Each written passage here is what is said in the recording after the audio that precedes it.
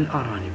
الأرنب من الثدييات المستأنسة التي يربيها الناس من أجل لحومها وفرائها الناعمة، كما تربى أحيانا كحيوانات أليفة لم يكن شأنها شأن القطط والكلاب. تتطلب تربية الأرانب عناية خاصة، ذلك أنها من الحيوانات شديدة الحساسية للأمراض والظروف البيئية المختلفة. تنشط الأرانب فجرا وعند غروب الشمس، وهي حيوانات في غاية الحذر والهروب السريع إن تطلب الأمر ذلك، كما أنها تستهلك كميات كبيرة من الحشائش الخضراء، فهي تعتبر من الحيوانات الناهمة كثيرة الأكل.